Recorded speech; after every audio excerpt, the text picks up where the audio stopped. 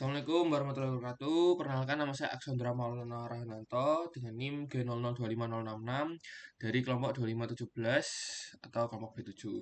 Pada kesempatan kali ini saya akan menjelaskan tentang batas-batas atau lapisan-lapisan di dinding abdomen, baik itu di anterior maupun posterior.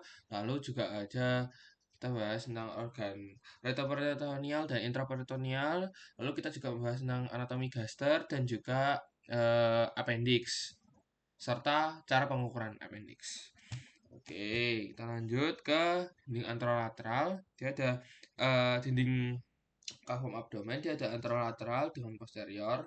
Kita langsung lanjut saja. Yang pertama ada dinding abdomen anterolateral. Dia dibagi menjadi 7, yaitu kulit. Ini dari paling superficial, yaitu ada kulit, lalu ada fascia superficialis, fascia camper dan scarpa, fascia profunda, lalu musculi et aponeurosis dari applicus externus sampai pyramidalis abdominis, lalu ada fascia transversalis, fascia extraperitonealis atau jaringan lemak, lalu ada peritoneum parietal. Oke, kita lanjut ke kulit. Nah, di kulit ini adalah lapisan terluar yang dimana dia itu mengikat melekat rapat, maksudnya longgar oleh struktur di bawahnya, tetapi di bagian umbilical dia akan mengikat secara rapat. Lalu selanjutnya ada fascia superficialis di mana menjadi dua, yaitu dibagi menjadi dua, yaitu fascia camper atau lamina superficialis yang dia itu lemak, atau ada fascia scarpa atau lamina profunda. Nah, langsung di fascia scarpa ini, fascia superficialis ini dia kalau meluas ke daerah dada akan menjadi fascia superficialis pectoralis. Kalau ke dorsal adalah namanya superficialis dorsi. Lalu kita lanjut. Nah, fascia scarpa sendiri dia itu memiliki perluasan. Kalau dia turun sampai ke area skrotum, dia akan menjadi fascia dartos atau yang ini, yang pink ini. Lalu jika dia kita telusuri ke belakang lagi fascia dartos, nanti akan menjadi fascia coles. Nah, lalu fascia scarpa yang dia turun di sampai ke bawah di bawahnya ligamentum inguinal yang fascia scarpa inferior, dia akan bergabung dengan fascia lata menjadi fascia lata ya. Oke, jadi ini adalah kita lanjut ke musculi et aponeurosis, di mana musculi et aponeurosis ini dibagi menjadi flat muscle dan juga vertical muscle. Untuk flat muscle yang paling luar dulu kita ada musculus obliquus externus abdominis yang ini ya teman-teman. Lalu juga ada eh, musculus obliquus internus abdominis. Lalu juga ada musculus transversus abdominis. Ini di sini. Nah, lalu juga ada vertical muscle. Nah, vertical muscle ini khasnya adalah dia kan diselimuti oleh vagina musculi recti. Di mana vagina musculi recti ini nanti akan dijelaskan lagi dia adalah aponeurosis dari ketiga flat muscle di atasnya. Nah, yang pertama ada rectus abdominis, ini yang kotak-kotak ini, flat muscle ini. Nah, kenapa sih dia bisa kotak-kotak? Karena dia namanya intersection tendinae. Nah, intersection tendinae ini terbagi daripada ada yang di sejajar dengan umbilicus, ada yang sejajar dengan processus sipoideus miliknya sternum, lalu juga ada yang di antaranya. Nah, selanjutnya ada musculus pyramidalis abdominis. Nah, kenapa aku kasih bintang di sini? Karena musculus pyramidalis abdominis ini dia ini tidak semua orang punya. Karena kecil di sini. Tidak semua orang punya. Rata-rata tidak punya. Oke. Nah, kita lihat nih. Kalau external oblique muscle dia itu seperti tangan yang menyaku masuk ke saku. Kalau internal dia apa namanya kebalikannya. Kalau ini untuk transversnya, lalu ini untuk musculus rectus abdominis. Nah, next langsung kita ke vagina musculus recti. Nah, seperti yang aku jelaskan tadi, dari muscle yang dia itu vertikal, dia akan dibungkus oleh vagina musculi recti, di mana dia adalah aponeurosis dari tiga horizontal muscle yang lain. Ada applicus externus, applicus internus, dan juga transversus. Nah, Isinya apa aja sih? Isinya ada rectus musculus rectus abdominis, pyramidalis, arteria vena epigastrica superior, arteria vena epigastrica inferior, lalu ada ujung terminal daripada intercostales 6 sampai 11 dan juga ada nervus subcostalis. Kita naik ke fascia transversalis. Nah, fascia transversalis ini lapis lanjutan daripada fascia profunda yang memagari cavitas abdominalis dan berlanjut dalam cavitas pelvis dan paling terlihat pada sebelah dalam dari M transversus abdominis. Jika kita lihat lagi di awal ini, nah, fascia transversalis itu adalah yang nomor 5. Nih ya. Dia yang nomor 5 sebelum jaringan lemak di sini atau ekstraperitoneal. Oke, lanjut kita ke ekstraperitoneal. Nah, fascia ekstraperitonealis. Fascia ekstraperitonealis ini adalah eh, memisahkan antara fascia transversalis dengan peritoneum. Nah, fascia ini tuh isinya adalah jaringan lemak. Kalau di anterior dia akan menjadi preperitoneal, kalau di posterior dia menjadi retroperitoneal. Nah, kita akan bahas lebih lanjut tentang retroperitoneal ini.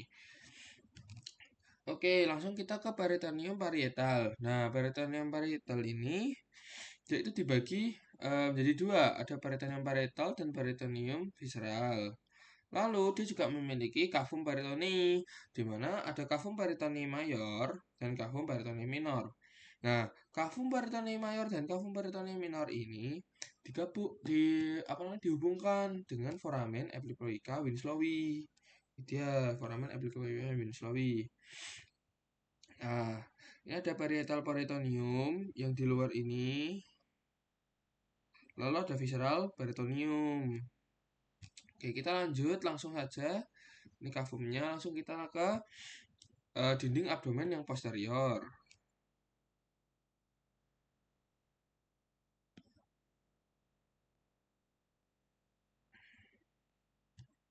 Oke, dinding abdomen posterior yang pertama ada kulit, fascia superficialis dorsi, lalu musculus musculus dibagi dari lapisan pertama dari musculus latissimus dorsi yang ini ya. Lalu ada lapisan kedua, yaitu obliquus externus abdominis, erector spinae yang berfungsi untuk menegakkan kita, lalu ada longissimus dorsi dan serratus posterior inferior. Lalu lapisan ketiga ada multifidus, ada interspinalis dan juga ada obliquus internus abdominis. Lalu lapisan keempat ada quadratus lumbrum. Lalu juga ada iliopsoas dan transversus. Yang keempat, lapisan keempat ada fascia extraperitonealis atau jaringan lemak. Yang seperti tadi, fascia extraperitonealis itu juga ada di belakang. Lalu juga ada peritoneum parietal. Oke, next kita ke organ peritoneal. Organ intraperitoneal dan retroperitoneal. Apa sih itu organ intraperitoneal dan retroperitoneal? Jadi simpelnya organ intraperitoneal itu adalah organ yang seluruh daripada permukaan organ itu ditutupi oleh peritoneum visceral. Sedangkan organ retroperitoneal itu hanya kayak sisi anteriornya saja yang ditutupi oleh peritoneum parietal. Nih, kita baca. Organ intraperitoneal adalah organ yang seluruh permukaannya dilapisi oleh peritoneum. Berada dalam kavitas peritonealis meliputi gaster, duodenum, pars superior, yeyunum, ileum, appendix, vermiformis, kolon transversum, kolon sigmoid, cauda pankreas, dan lien hepar. Nah, kita bisa lihat di sini. Ini untuk yang retroperitoneal. Kalau intraperitoneal itu dia akan cenderung lebih di atas ya, kayak di tengah gitu. Kalau retroperitoneal dia akan cenderung lebih menempel kepada eh, bagian belakang. Makanya itu dia tidak terselimuti seluruhnya, hanya anterolateralnya saja yang terselimuti oleh peritoneal. Nah, organ retroperitoneal itu apa aja? Itu ada sel Parker. Set Pakar, ada suprarenal gland, aorta, duodenum, pankreas, ureter, colon ascendant, descendant, ascendant dan descendant, lalu ada kidney atau ginjal, esophagus dan rektum. Oke, lanjut kita ke anatomi gaster. Nah, di anatomi gaster ini dia dibagi oleh eh, berpart-part ya. Seperti ini ada pars cardiaca, ada fundus, ada corpus, ada antrum pyloricum, ada canalis pyloricum. Oke. Nah, kita lanjut. Nah, di korpus gaster ini dia punya rugae atau kayak ini eh, seperti apa ya? Lekukan-lekukan gitu yang fungsinya dia nanti bisa melebar kalau dia terisi makanan. Nah, dia juga bisa punya gastroesophageal sphincter atau les. Nih, lalu juga dia ada cekungan, cekungan dari yang membatasi intrafundus ke eh apa namanya esophagus. Namanya adalah incisura cardiaca. Nih, incisura cardiaca. Nah, lalu dia juga memiliki curvatura mayor dan curvatura minor, di mana curvatura mayor akan dilekati oleh omentum maius dan curvatura minor akan dilekati oleh omentum minus. Nah, lalu juga dia ada orifisium cardiacum atau bolongan ini dan juga orifisium pyloricum atau bolongan di pylorus yang setinggi cardiacum ini setinggi thoracic 11 dan juga lumbal untuk yang pyloris itu setinggi lumbal 1.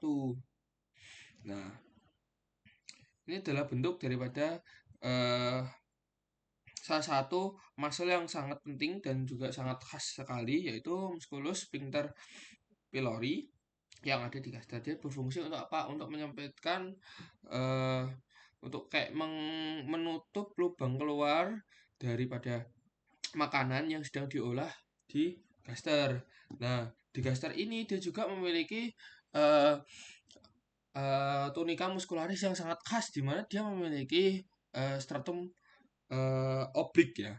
Nah, di mana stratum oblik ini dia itu pada daerah ini nih, pada daerah antara pars cardiaca dan pars pylorica dengan ada curvatura minor. Dan di sini ada yang namanya canalis gastricus Waldeyer dan dia itu menghubungkan dari kanalis dari pars cardiaca ke pars pylorica ini tanpa adanya kayak secara reflektoris tanpa adanya masuk dulu eh,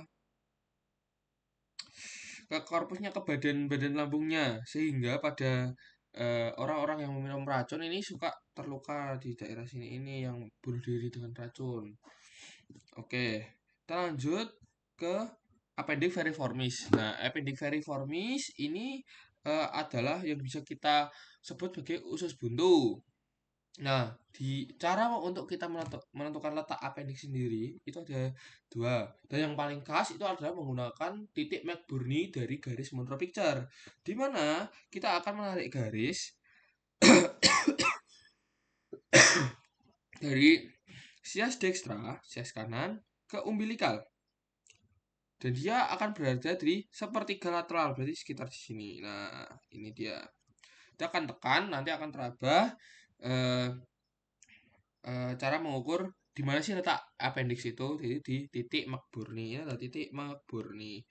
Nah, lalu juga menurut garis lansnya diukur dari sias dextra sampai sinistra itu 1/6 daripada lateral dextra.